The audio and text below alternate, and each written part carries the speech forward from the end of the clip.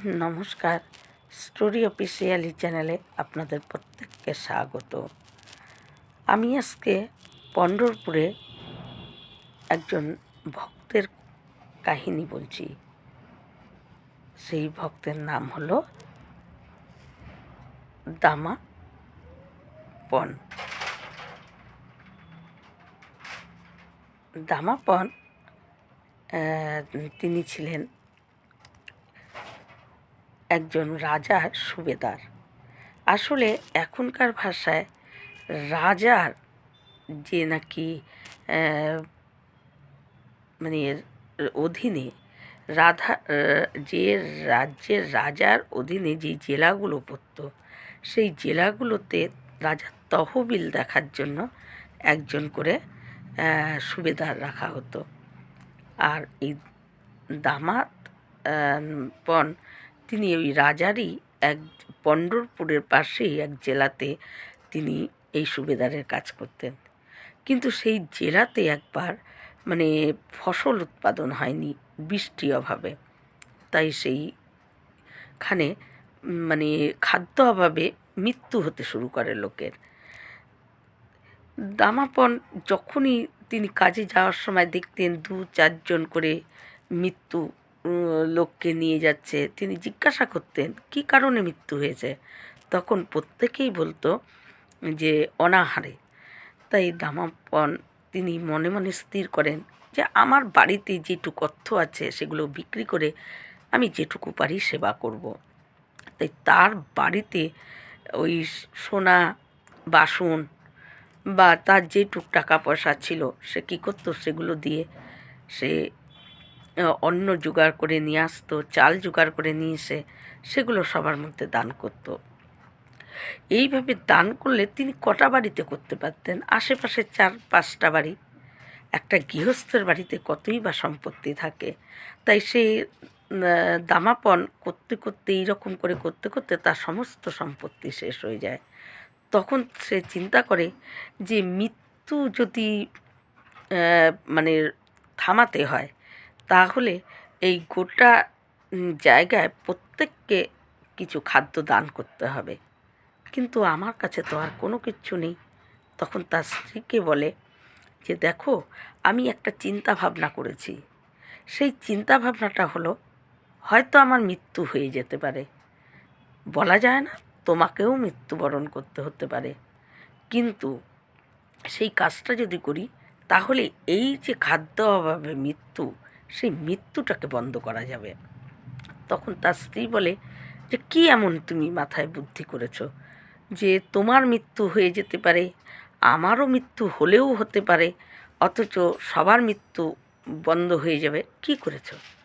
তখন বলে যে আমি এটাই চিন্তা করেছি যে রাজার যে তহবিল, সেই চাবি আমার কাছে, আমি রাজার তহবিলের চাবি দিয়ে খুলে আমি সবাইকে খাদ্য দান করে দেবো। তাহলেই মৃত্যু বন্ধ হয়ে যাবে। অন্তপক্ষে প্রত্যেকে দুবেলা খেতে পারবে। আর দুবেলা যদি খেতে পায়, তাহলেই মৃত্যু বন্ধ হয়ে যাবে। আর পরবর্তী এবার যখন বর্ষা আসবে, তখন নিশ্চয়ই বৃষ্টি হবে, ভগবান যদি চায়, তাহলে আবার ফসল উৎপাদন হবে। তাই কিন্তু যদি আমি রাজাকে বলি, আমি নিশ্চিত রাজা এটাতে রাজি হবে না। রাজা তার নিজের তহবিল কিছুতেই রাজা খুলতে দেবে না, দান করতেও দেবে না। তাই আমি রাজাকে না বলে এই কাজটা করব। কিন্তু আমি নিশ্চিত এই কাজ যদি আমি করি, রাজা আমাকে মৃত্যুদণ্ড দেবেই। কারণ রাজাকে না বলে এই রাজার তহবিল খুলে দান করা, এটা তো একটা অপরাধী। আর এটাও বলতে পারছি না, হয়তো আমার সাথে তোমাকেও মৃত্যুদণ্ড নিতে হতে পারে। তখন তার স্ত্রী কাঁদতে থাকে এই কথা শুনে, যে এটা কেমন একটা, তোমার মৃত্যু হয়ে যাবে, আমার কি হবে? তখন বলে দেখো, আমি যদি আমার একটা প্রাণ গেলেও যদি অনেকজনের প্রাণ বাঁচে, তাহলে সেটাই ভালো। কিন্তু আমার একটা প্রাণ বাঁচবে, তার বদলে এতজনের প্রাণ চলে যাচ্ছে। এটার থেকে তো একটা প্রাণ যাওয়া ভালো। রাজা আমাকেই মৃত্যু দেবে, এদের তো মৃত্যুর হাত থেকে আমি রক্ষা করতে পারবো। তখন তার স্ত্রীকে যখন এগুলো বোঝায়, তখন তার স্ত্রী বলে যে ঠিক আছে করো। তখন সে কী করে, এই রাজার তহবিল খুলে প্রত্যেককে ডাকে যে আসো আসো আসো তোমরা, এখান থেকে দুবেলার মতো খাদ্য তিনি প্রতিদিন দান করেই যাচ্ছে। এদিকে মৃত্যু কমতে থাকে, এদিকে কমতে থাকে, কারণ প্রত্যেকে দুবেলার মতো আহার পাচ্ছে, তাতে মৃত্যু সংখ্যা কমে গেছে। কিন্তু রাজার এদিকে তহবিলের ধনও প্রচুর খরচ হয়ে গেছে। প্রত্যেক দিন এইভাবে সে দিতে দিতে একদিন রাজা বুঝতে পারে যে তার তহবিল খুলে ওই দামাদপন সে দান করছে। তখন রাজা কী করে, তার লোকজনকে পাঠায়, তাকে বলে যে বন্দি করে নিয়ে আসো, তাকে আমি মৃত্যুদণ্ড দেব। সে আমাকে না বলে আমার সমস্ত সম্পত্তি এইভাবে তহবিল খুলে দান করছে, এত বড় সাহস! রাজার লোকজন যায়, তার হাতে হাতকড়া, পায়ে বিড়ি পরিয়ে তাকে নিয়ে আসে, এবং তার স্ত্রী তাকে দেখে, এবং তার স্ত্রীকে দেখে সে তখন একটু হাসে, কিন্তু তার স্ত্রী প্রচুর কাঁদে। কিন্তু রাজার লোকজনরা যখন নিয়ে যাচ্ছিল, তখন সেই পণ্ডিনাথের যে পণ্ঢরপুরের উপর দিয়েই রাজার বাড়ি যেতে হয়, আর পণ্ঢরপুরের কাছেই ছিল, পণ্ঢরপুরের মধ্যেই ছিল ওই জেলা। তাই পণ্ঢরপুরের যখন ওই পণ্ডিনাথ ভগবানের মন্দিরের সামনে দিয়ে তাকে নিয়ে যাচ্ছে, তখন দামাদপন তাদের রাজার লোকদেরকে বলে যে আমার তো মৃত্যু হবেই, রাজা তো মৃত্যুদণ্ড দেবে, তার জন্য শুল প্রস্তুত করছে, কিন্তু আমার শেষ ইচ্ছা যে আমি যাওয়ার সময় একটু পণ্ডিনাথ ভগবানকে আমি একটু বেশি সময় নেব না, একটু প্রণাম করেই আমি যাব। রাজার লোকরা তখন ভাবে যে ঠিকই তো, এর তো শেষ, এর তো মৃত্যু হবেই, তা ঠিক আছে, তার যদি অন্তিম ইচ্ছা, বলছে যাও তাড়াতাড়ি আসবে। বলছে হ্যাঁ। তখন সেই পণ্ডিনাথ ভগবানের কাছে গিয়ে বলে যে প্রভু, আমি অন্যায় করেছি, প্রচুর অন্যায় করেছি, কারো ধন আমি না বলে দান করেছি, এটা একটা খুব বড় অন্যায়, কিন্তু সেই ধনের এক কোণাও আমার নিজের কোনো কাজে লাগাইনি, আমি অন্যের মৃত্যুকে বাঁচানোর জন্য সেই ধন কাজে লাগিয়েছি, কিন্তু যদি এতে আমি জানি আমার অপরাধ হয়েছে, কারণ আমি কারো ধন না বলে কাজে লাগিয়েছি, কিন্তু আমি এটা জানি প্রভু, আমি যদি রাজাকে বলে এটা দান করতাম, তাহলে কিছুতেই রাজা সেটাতে রাজি হতো না, রাজা আমাকে কিছুতেই করতে দিত না, তাই আমি রাজাকে না বলে এই কাজটা করেছি। তবুও আমার এই কাজটা করা অপরাধ, কিন্তু আমি এতজনের প্রাণ বাঁচানোর জন্য করেছি, আমি এই অর্থ কিন্তু একটুও আমার নিজের কাজে লাগাইনি, তবে আমার যাই হোক, তুমি আমার সাথেই থেকো। এই বলে প্রণাম করে পণ্ডিনাথ ভগবানের কাছ থেকে বলে প্রণাম করে সে চলে আসে। তাকে রাজার ওখানে নিয়ে আসে। রাজা তাকে বলে এক ঘরে বন্দি করে রাখতে, কারণ পরের দিন তার শুলে রাজা চড়াবে। কিন্তু পণ্ডিনাথ ভগবান তিনি কি আর চুপ করে থাকতে পারেন? এমন সরল, এমন সহজ মন হলেই তার দ্বারাই এরকম কাজ করা সম্ভব, তাছাড়া সম্ভব না। আর ভগবান তিনি তো বুঝতেই পেরেছেন যে তিনি নিজের জন্য কিছু করেনি, তাই পণ্ডিনাথ ভগবান সে কী করে, একটা 10-12 বছরের ছেলের মতো রূপ ধরে, অপূর্ব সুন্দর, তাকে দেখলেই মনে হচ্ছে যেন তাকিয়েই থাকি। এই বলে সে হাঁটতে হাঁটতে রাজার বাড়ি যায়। রাজার বাড়ি গিয়ে প্রহরীরা যখন তাকে দেখে, তুমি কে কে বলতেই যখনই তাদের দিকে সেই বালক তাকায়, তখন তারা দেখেই মোহিত হয়ে যায়, আর কিছু বলার মতো তাদের মানে ইচ্ছাই থাকে না, তার খালি মনে হয় যে আরটু দেখি। তখন সে ওখান থেকে রাজার ওখানে ভিতরে চলে আসে। রাজা তাকে দেখে, রাজার ভিতরে চেষ্টা হচ্ছে যে আমি বলি যে কে ওকে ঢুকতে দিয়েছো, এর কোনো পরিচয় জানো, এ কে? কিন্তু রাজা বলতে পারছে না।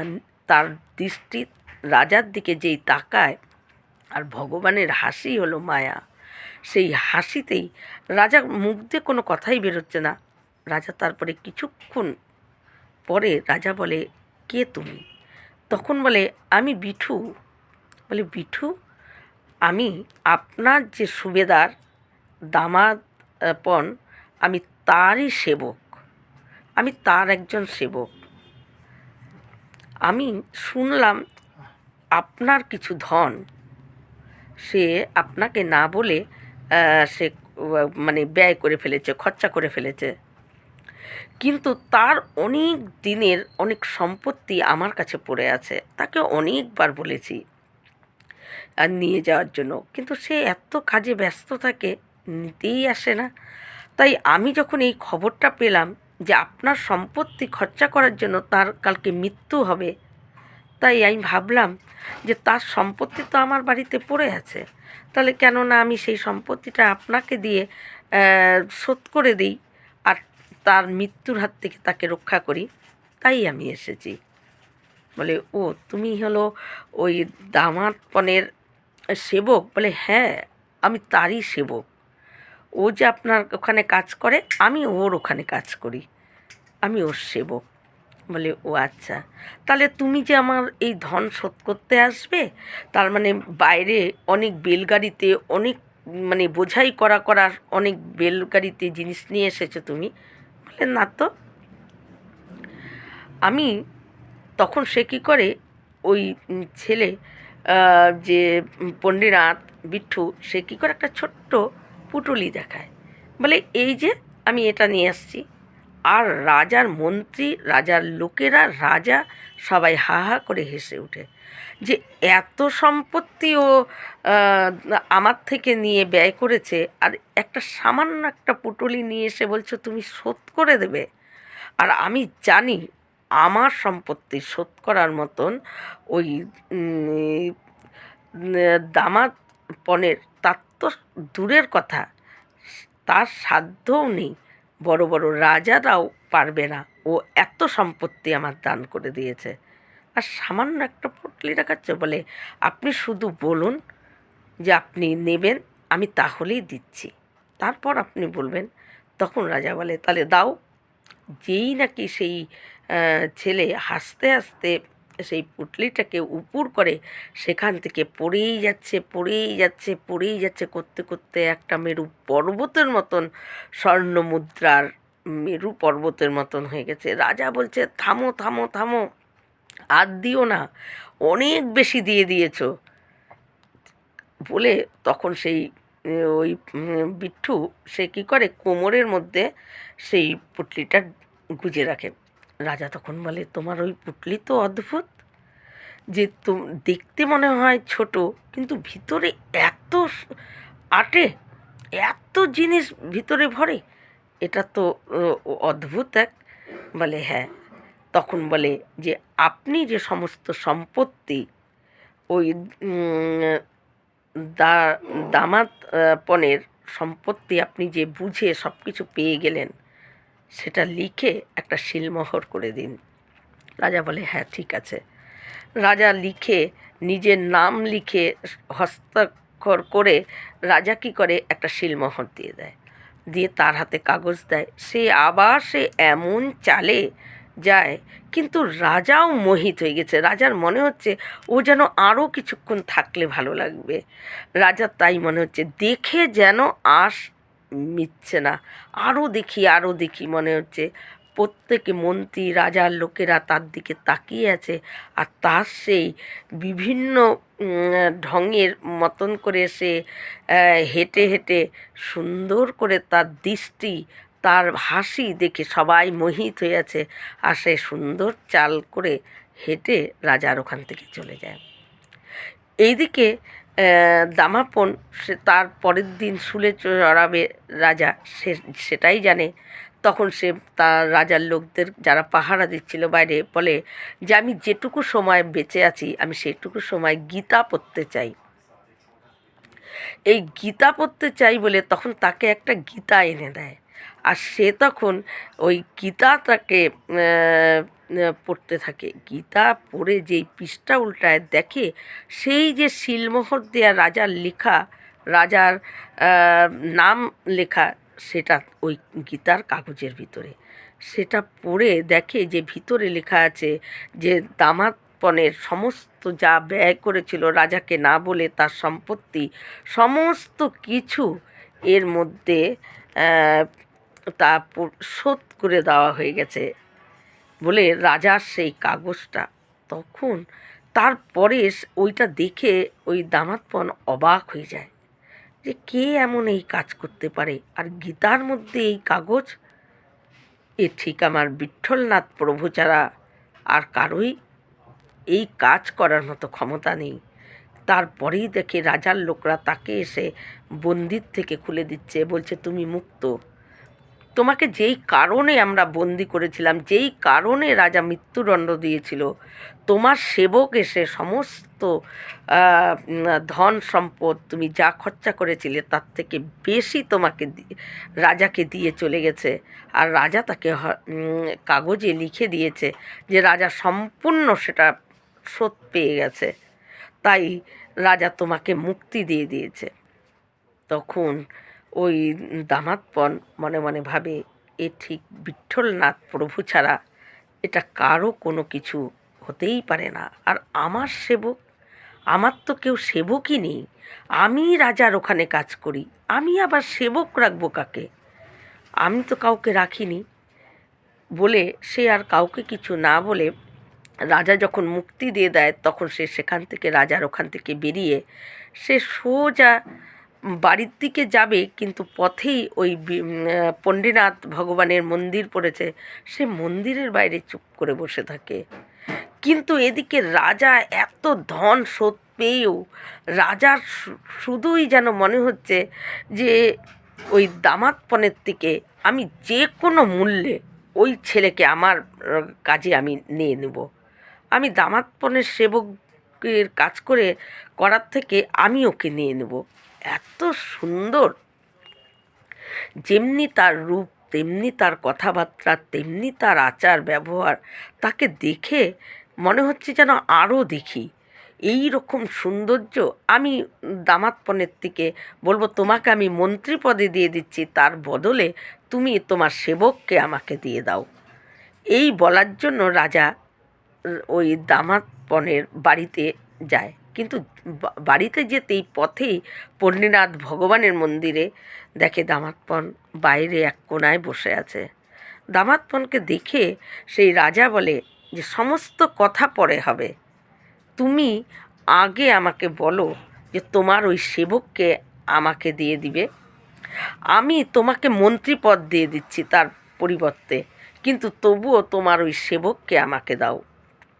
তখন দামাদপন বলে কে আমার সেবক, কি নাম তার? বলে কেন বিট্টু? বলে বিট্টু নাম, কিন্তু আমার তো কোনো সেবক নেই। বলে যে তোমার সেবক কালকে গিয়ে তোমার সমস্ত, তুমি যা আমার ধন আমাকে না বলে খরচা করেছিলে, দান করেছিলে, আর তোমার ওই দানের জন্য এই মৃত্যু কমে গেছে, কিন্তু তুমি যা খরচা করেছো সমস্ত মানে তার থেকে বেশি আমাকে কালকে তোমার সেবক দিয়ে এসেছে, আর তুমি বলছো তোমার সেবক নেই। আমি তোমাকে, তুমি যেই পদ চাও আমি তোমাকে সেই পদে রাখবো, কিন্তু তোমার ওই সেবককে আমাকে দাও। তখন ওই দামাদপন তাকে রাজার হাত ধরে নিয়ে গর্ভগৃহে ঢুকে, পণ্ডিতনাথ ভগবানের মন্দিরে ভিতরে ঢুকে দেখে, বলে যে এই কি সেই সেবক ছিল আমার? কিন্তু প্রত্যেকে দেখছে পণ্ডিতনাথ ভগবানকে কোমরে হাত দিয়ে দাঁড়িয়ে আছে, কিন্তু রাজা খালি দেখছে যে পণ্ডিতনাথ ভগবানকে সেই 12 বছরের বালক, এবং রাজাকে দেখে সেইভাবেই সে হাসছে। রাজাকে দেখে সেভাবেই সে তাকাচ্ছে। রাজা মোহিত হয়ে যাচ্ছে। রাজা চিৎকার করে উঠে যে, দামাতপন, এই সেই তোমার সেবক, এ গিয়ে আমাকে তোমার সমস্ত ঋণ, তোমার যত আমার ধন তুমি খরচা করেছিলে সমস্ত দিয়ে এসেছে, এবং তার থেকে বেশি দিয়ে এসেছে। এই সেই ছিল সেবক। তখন ওই দামাতপন মনে মনে ভাবে যে, আমি আগেই ভেবেছি যে এই বিঠ্ঠলনাথ প্রভু ছাড়া এই কাজ কেউ করতে পারে না। এই বিঠ্ঠলনাথ প্রভুই এক সেবক সেজে, আমার সেবক সেজে গিয়ে রাজাকে সমস্ত সম্পত্তি দান করে দিয়ে আসছে। তখন রাজা ওই দামাতপনের পায়ে পড়ে যে, সত্যি তুমি সত্যিই ভালো কাজ করেছো। তোমার এই ভালো কাজের জন্য ভগবান খুশি হয়েছে, আর ভগবান খুশি হয়েছে জন্য তোমার ওই পুণ্যতেই আমি ভগবানকে দেখতে পেয়েছি, আমি বিঠ্ঠলনাথ প্রভুকে দর্শন পেয়েছি, সে আমার সঙ্গে কথা বলেছে। তাই তোমার ওই পুণ্য কাজের জন্য আমি শুদ্ধা প্রভুর কৃপা পেয়েছি। তারপর থেকে রাজা ওই বিঠ্ঠলনাথ মন্দিরে রাজা মানে সারাদিন রাতে রাজা সমস্ত কাজকর্ম ফেলে হলেও ওই বিঠ্ঠলনাথ প্রভুকে সে প্রতিদিন দর্শন করতে আসতো। আর রাজা নিজেও বুঝতে পারে যে দামাতপনের এই কাজটা ভগবান কত সুন্দরভাবে স্বীকার করে নিয়েছে। তা ভগবান যখন যেই কাজ স্বীকার করে নিয়েছে, দামাতপন নিশ্চয়ই খারাপ কোনো কাজ করেনি।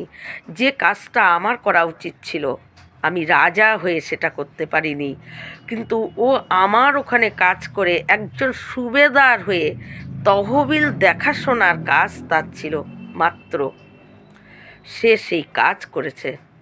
তখন রাজা ওই দামাতপনের কে বলে, ধন্য তুমি, সত্যি যে কাজ আমার করা উচিত ছিল সেই কাজ তুমি করেছো, কিন্তু তোমার এই পুণ্যের জন্য আমি ওই পণ্ডিনাথ ভগবানকে এক বালকের রূপে অপূর্বতার মোহিত হয়ে আছি। আমি তোমার কাছে এটাই চাই, যেন আমি এই পণ্ডিনাথ মন্দিরে আসলে ভগবানকে বলে যে আমি যেন সেই বালকের রূপটা তোমাকে আমি দেখতে পাই। রাজা এই রকমভাবে প্রার্থনা করে পণ্ডিনাথ ভগবানকে প্রণাম করে, দামাতপনকে প্রণাম করে, এবং রাজা তারপরে চলে যায়। আর নিত্য রাজা ওই পণ্ঢরপুরে পণ্ডিনাথ ভগবানের মন্দিরে রাজা নিত্য আসা ধরে। এই রকম ভিডিও পাওয়ার জন্য আমার চ্যানেলটিকে সাবস্ক্রাইব করবেন। নমস্কার।